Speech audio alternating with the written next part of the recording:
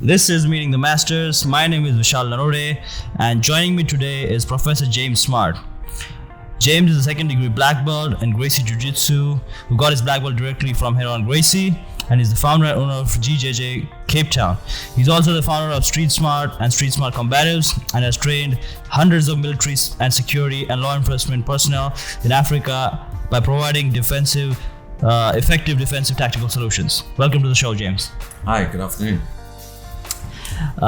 First of all, give us a brief background about how did you stumble upon Gracie Jiu-Jitsu, and how did you decide that this was the thing that you wanted to do with your life? So I've been doing martial arts a great deal of my life, and I was doing Japanese Jiu-Jitsu at the time in the UK. I'd been doing it about 7 years, and a very good friend of mine who was my training partner at the time got a magazine, I think it was called Combat Magazine in the UK, and he saw an article about Rickson Gracie, and I think a Hoist Gracie article as well, and we were kind of just inquisitive. We'd been competing in Japanese Jiu-Jitsu, and we just thought, well, let's kind of go and find a little bit more. So we went to Los Angeles, and we actually wanted to train at Rickson's Academy, and we phoned Rickson's Academy, and Rickson wasn't available, so we actually went to the Gracie Academy, and our very first lesson right there, we walked in, we met Ryron and Gracie, and we had our first lesson with Ryron Gracie. So that was kind of how we got into it, and then I think the pivotal experience for me was towards the end of that first lesson, it came time to roll, and in Japanese Jiu-Jitsu we really hadn't rolled that much, but we kind of thought we were pretty proficient and similar to judo kind of rolling and that kind of thing. And Henna asked me to roll with this young lad who I think was a green belt at the time, little guy. I was 30 years old at the time. I thought, bless, this will be really easy. I'll just go nice and gentle with him. And I rolled with him, and this kid tied me up in knots. Like literally, it was just a horrific experience for me. It was a real grounding experience for me. And that young lad then, as a green belt, is now Jordan Collins, 3-stripe or 2-stripe black belt now, sensational at jiu-jitsu. And I kind of, so it was a very interesting experience. You wanted to know what got me into doing it full time? Yeah. Okay, so I was enjoying Japanese Jiu-Jitsu and teaching a little bit, and got more and more into Gracie Jiu-Jitsu, going back and forth to Los Angeles 2 weeks at a time, 3 weeks at a time over the years. And a friend of mine we kind of got into teaching mainly because there wasn't much Brazilian or Gracie Jiu-Jitsu in the UK at the time. The closest academy I think was either Braulio Estima's academy in Birmingham, or a guy called Mark Warder in southeast London. So they were the kind of two closest academies, and Mark had an affiliation, or was kind of connected to his background, was from the Gracie Jiu-Jitsu Academy. So we went to him for a 2.5-hour journey in one direction, hour-and-a-half lesson, and then a 2.5-hour journey back again. So Jiu-Jitsu wasn't that available, so we got into teaching it at that point in time, and just loved teaching it, loved interacting with what were our colleagues at the time. And then we just got to a point where we were like, okay, we're going to take this further. Awesome. Gracie Jiu-Jitsu is made of 5 colored belts: white, blue, purple, brown, and black. Can you just explain us in brief what is the significance of each belt, what is the awarding criteria, and what does having one mean? Wow, okay, so what does each one mean?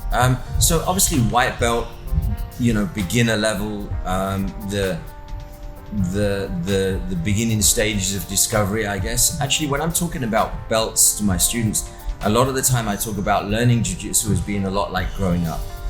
Okay, so the way that I describe it is that white belt is a little bit like being that, and I don't have any children, so I'm not really good on what stages, so don't kind of punish me for this, but white belt is that really early stage where you're learning to walk. Okay, you keep falling over, you're holding on to the side of the sofa to try and stand up a little bit, and then you maybe take a step and then you fall over. So learning jiu-jitsu as a white belt is a lot like that, falling over, trying again, falling over, trying again, persisting, but not really quite understanding what you're trying to achieve that much.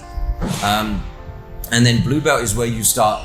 Okay, blue belt is where you've learned how to walk. You've learned how to walk, and now you want to run everywhere. Okay, so you've got to learn. You've got to get better at walking, but you really want to be running, and you really want to be jumping and doing all the other stuff that you can see other people doing, but you just haven't quite got the skill level yet to be able to do that. So blue belt, a huge learning curve. It's the gathering technique phase of learning jiu-jitsu. So really at blue belt, you should be discovering as much as you can, as many techniques as you can, as many solutions as you can for as many problems as you can.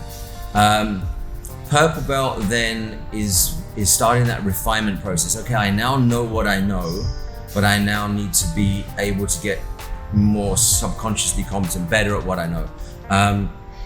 You start to put combinations together. You start to see how techniques link together and connect to each other.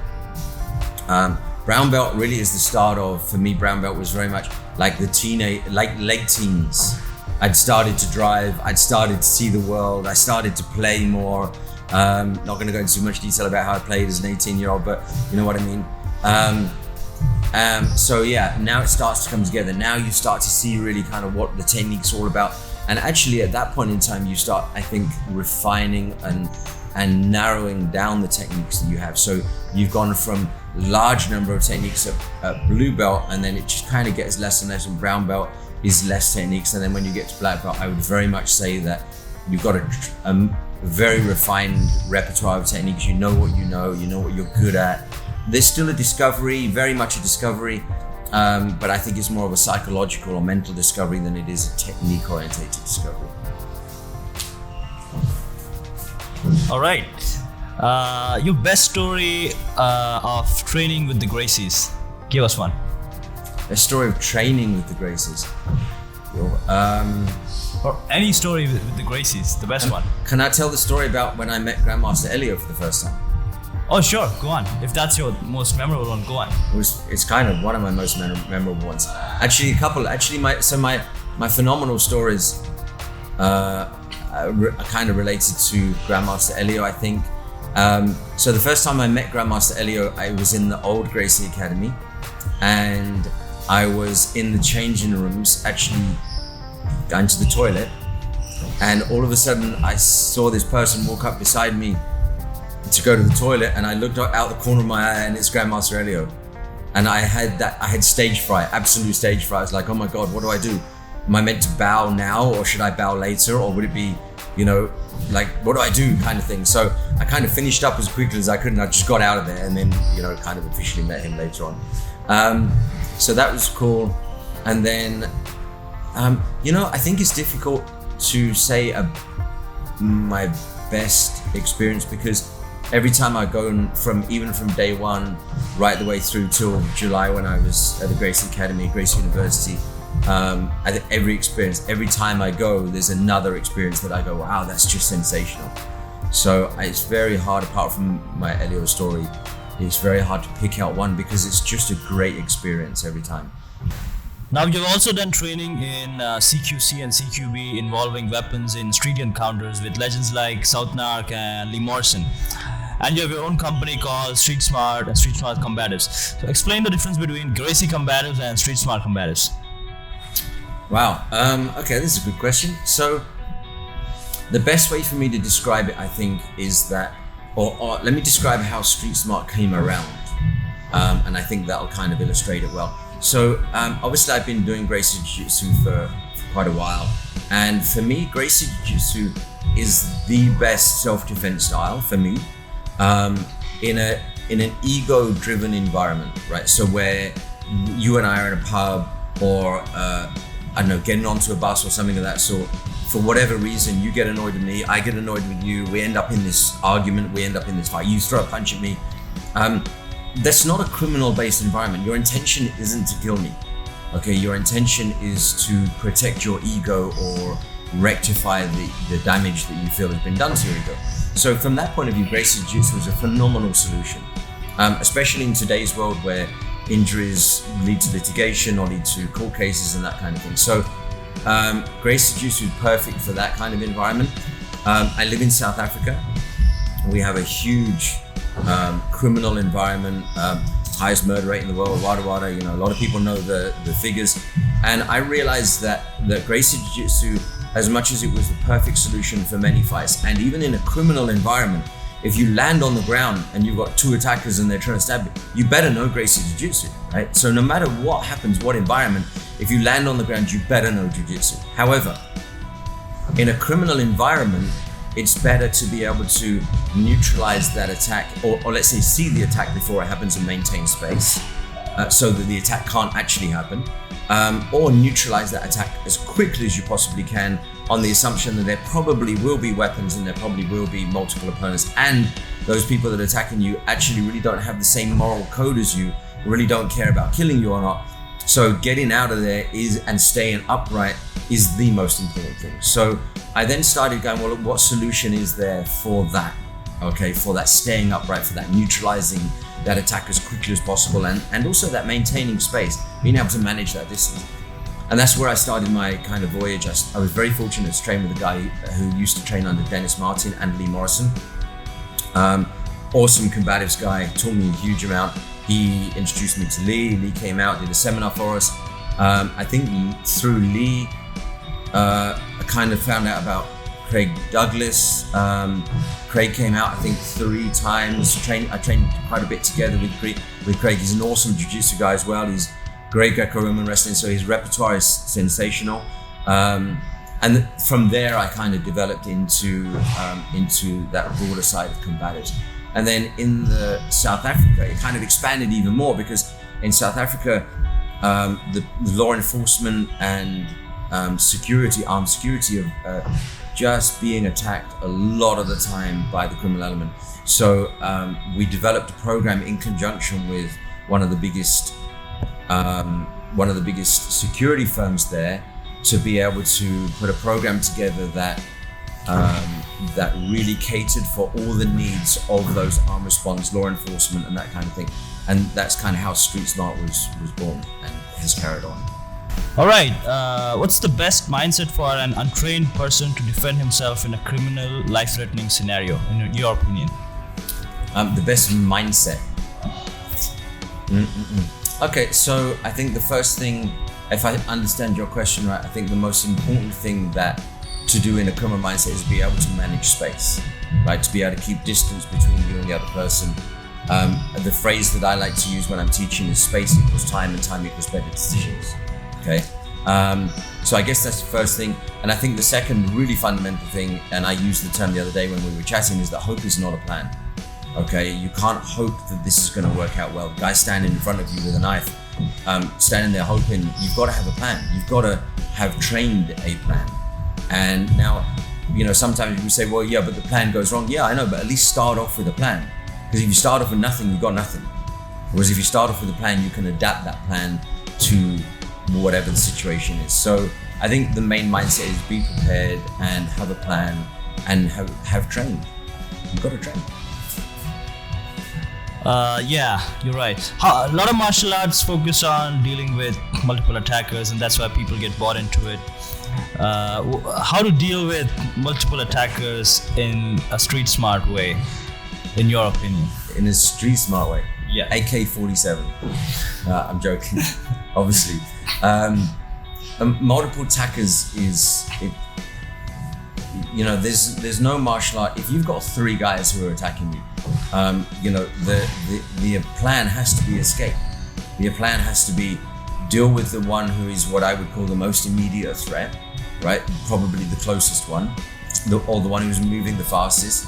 Deal with that as quickly as you possibly can and escape. Because if you stand there trying to knock these guys out, it's gonna go wrong. In the street environment, it's not like it is in the videos or whatever, where you see one guy standing there and he waits for his turn. It's not like that. If I'm busy dealing with you and you've got 2 partners, your partner's going to be picking up a brick and hitting me on the back of the head with them.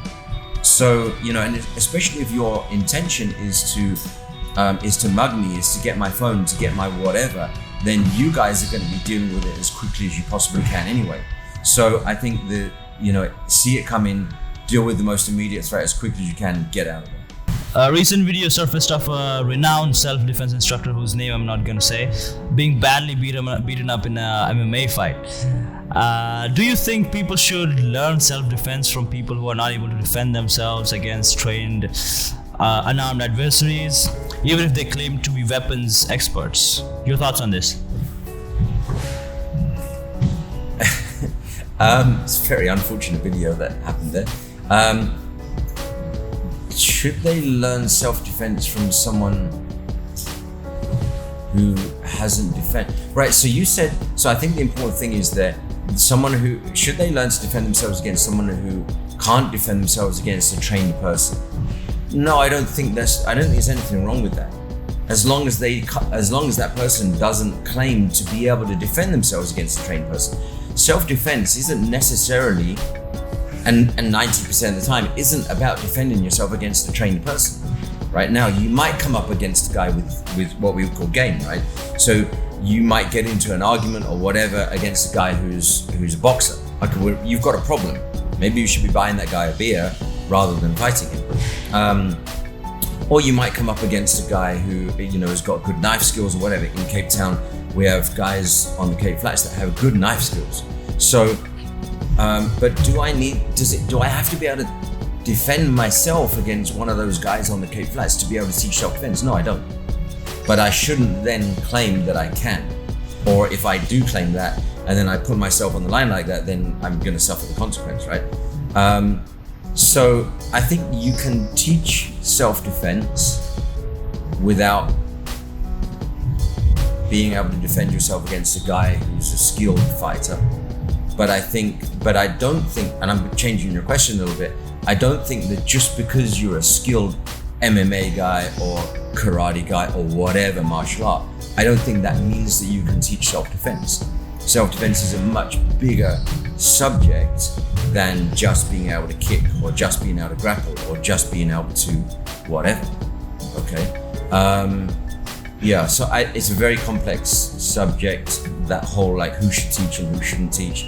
But I think you can, let me ask you a question. I know this needs to be rhetorical because we're doing an interview. Does a university professor have to be able to have been in the field for 20 years in the subject that he's teaching? No. If he has the knowledge and can transfer that knowledge to other people in a practical way that they can use, then that's great, as long as he has the knowledge in the first place. What's the best story of one of your students surviving a life-threatening scenario that you can recollect? Okay, so I think the best, actually I've kind of got two, but I think the best one is I taught a security guard.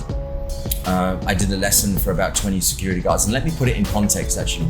When I do a class for armed response guys, I start my class off and by asking the students, who in here has been shot before? Okay, and out of 20 people, 4 or 3 will put their hand up. Who in here has shot someone else? Out of 20 people, 3 or 4 will put their hand up. Who's been stabbed before? Out of 20 people, 5 or 6 will put their hand up. Okay, so I'm teaching people that have been in violent situations, normally relating to guns and knives. In fact, when I ask my students and I say, who's been punched in the face before? Who's been in a physical fight before? Everyone. So the people that I'm teaching a lot of the time are people that in that kind of environment. Now, I taught this group of guys, and I went back into the training center for this company about 2 weeks later, and one of the students was there, and he had a bandage on his arm like this, and he wasn't out on the road. And I said to him, hey, what's up? Why are you not out on the road? He said, no, I got cut right here. I was like, oh. And I said, tell me what happened. And he said, literally, 2 days after you taught our defensive tactics, I was walking home and a guy came out from an alleyway on one side and tried to stab me in my ribs. And I was like, wow. And I said, are you all right here? And he said, yeah. He said, I got cut here because I used the defense that you taught us. This was the only cut that I got. He said, and I said, what happened? And he said, well, I did what you told us to do. The guy dropped the knife and ran away. And I said, well, that's fantastic. And he said, yeah, but James, the technique didn't work. I said, what do you mean the technique didn't work? And he said, well, I did the first part of the technique, but I didn't get to do the second part of the technique because he'd already left. Okay, so I think that's the best story that I have. But I've had guys that have come back to me and said that one guy walked into a shop and there was an armed robbery in progress, and he came around the corner and the guy put the gun in his face, and he said to me, he said immediately as soon as I saw this gun, he said, I remembered exactly what you told us to do, and I took the gun away from the guy. So yeah, I end up with empirical evidence sometimes. Wow, those are some amazing stories. Moving on. Actually, there was a massive public outrage recently involving the rape and murder of a UCT student in Cape Town. With rising rape and murder rates, as someone who's watching this and doesn't have the access to quality training, what is the least that they can do to take the responsibility for their own safety in their own hands? And could you highlight some of the steps that you are taking in the recent times right now to make it accessible to everyone? Cool. So what can people do? It is very difficult, and it's actually funny. A lot of people, especially ladies, will say to me, where can I learn self-defense? But so people in Cape Town, obviously, I'm going to say come to our academy. Especially ladies, we teach the women the Gracie Women Empowered program. Come to our academy. Other women, elsewhere in the country might say to me, where can I go and train and learn self-defense? And I always have a problem answering it because there aren't that many people that I actually regard as teaching good self-defense. And what I was talking about earlier about that whole approach to self-defense. And we had a lot of companies and a lot of people saying to us, I want to learn self-defense. A lot of women especially, I want to learn self-defense, but I really don't have the time. I've got kids and I work full time and I really don't have the time to go to classes. And I feel intimidated by the classes and I'm too unfit and so on and so on. So what we've done is we've now started to put together an app that ladies can teach or can learn self-defense. Now, don't get me wrong, we're not talking about teaching them hard skills, all right? We're not talking about a broken down video of this is how to get out of this escape and that kind of thing. We're talking about being able to take the avoidance and awareness, knowledge and concepts that are generally what I would call the brain stuff of self-defense, and being able to put that in a way that people can very easily understand. The best example that I gave earlier on when we were talking was about what's called the Cooper's color code, right? What color code should you be in at what points in time during the day? And when I teach that to people, it can be very hard, I think, for people to, number one, understand what I mean by awareness. And sometimes I say to people, what is awareness? And they'll be like, and then I'll say, how do we be aware? What is being aware? And sometimes it's a bit difficult for people to truly understand. So as an example, with the color code, what we're doing is we're teaching the color code. This color code is this level of awareness, color code white, unaware, color code yellow, sort of generally aware, normal, color code orange, specifically aware. But then what we're going to do is we're going to use the technology, the app, to be able to apply that. So we're going to take a video of someone's daily life and then make the screen that color at the appropriate time. So they can then start saying, well, in this point in time in my life, this is where I should be, and they can visually see these things. So there's a lot that we can actually do with animation in an app, which actually really gives us the ability to be able to teach people in a way that we've never been able to teach before. So the app isn't about replacing self-defense and hard skills. And we're going to say to people, listen, you really do need to go and learn those hard skills in case it all goes wrong. But it's an opportunity for women, especially women, but men as well, to be able to learn in their own time. I've got 5 minutes before I pick up the kids. Let me do this module right now. I've got 5 minutes while I'm in the bath. Let me work through this module now. And be able to repeat it often enough to be able to make it an ingrained habitual response. Awesome. We're gonna add a link to James's recent app in the video, which all of you can access from. It's available on Android and on the Apple Store, right? Yeah, it will be. It is focused at the moment. It's focused on South Africa, obviously. That's where the big focus is right now. But there's no reason why it can't be used. You know, at the end of the day, self-defense or awareness is awareness. It doesn't matter what country you're in. So yes, it's going to be available. Called Invisible Man Self-Defense. Right. Awesome. My next question is this whole debate about learning like fighting skills and martial arts skills online, and that's the online versus live training debate that's been going on since Gracie University has started. And many people believe that you can't learn jiu-jitsu online. What's your take on that as a veteran black belt and who has had students coming up who have been learning online? Yeah, it's a big controversial subject, obviously. People can learn online. I've seen guys, and I'm going to take you as an example right now, right? You've been learning online predominantly, maybe from some other sources and all that kind of thing. And you've come and we've trained together this week, and your jiu-jitsu is phenomenal. It's exactly where I would expect someone to be had they been training in my academy for the last 4 years. Now, I know that you're very diligent in the way you train and you get together with other guys. So you can't sit, I don't think you can sit and watch a video and learn self-defense, learn jiu-jitsu, right? You can't just sit there and then passively be able to then do it. You have to actively get involved, but you can watch a video. And I'm going to say this, Rener and Ryron are the best instructors in the world. Obviously I'm biased, but I've trained with many, many instructors, and they just simply, the way they put it across and the way they explain what they do and the thoroughness that they explain how to do these techniques, really put that knowledge in your hands to then be able to make active. And here's the thing, here's the truth of it. When I was learning jiu-jitsu, was there Gracie University? No, there wasn't. But how did I learn jiu-jitsu? By watching DVDs. And in fact, YouTube wasn't even a big thing. So we would buy Jacare's DVDs and Marcelo Garcia's DVDs and John J. Barrow's DVDs. And in fact, my first set of DVDs was Renzo Gracie and, is it Craig Cook? I can't remember. Renzo Gracie DVDs is what I started learning jiu-jitsu from. Well, what's the difference between that and GU? Nothing. It's still learning from the screen. Okay, so we've all done it for years and years and years. What Gracie University, as the example, has done is they formalized it into a structured program that makes it just easy to absorb, easy to learn, easy for you and I to get together and train.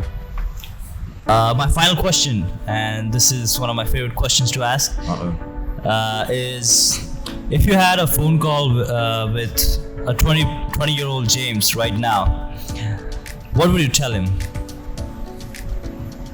Do what you did. There's not much that I would change. I don't think there's anything that I would change. I would do what I've done. If I was able to do it all again. Now, I'm going to put a caveat in that. One of the most common things that students tell me when they start jiu-jitsu, older students, right? So I get a guy who's 35 or 40 years old, comes into the academy and starts training jiu-jitsu. And within 3 or 4 weeks, he's going to tell me, I wish I'd started this sooner. So, do I wish I'd started jiu-jitsu sooner, Gracie Jiu-Jitsu sooner? Yeah, I guess there's a bit of me that says I wish I'd done that, but had I started Gracie Jiu-Jitsu sooner, I probably wouldn't have done Japanese Jiu-Jitsu. And do I carry attributes and knowledge from my Japanese Jiu-Jitsu to today? Yes, absolutely. So I actually wouldn't change anything. All right. Thank you so much, Professor James, for doing this interview with us. We're so glad that you could give us some time. Thank you so much. My pleasure. Thanks very much for the interview.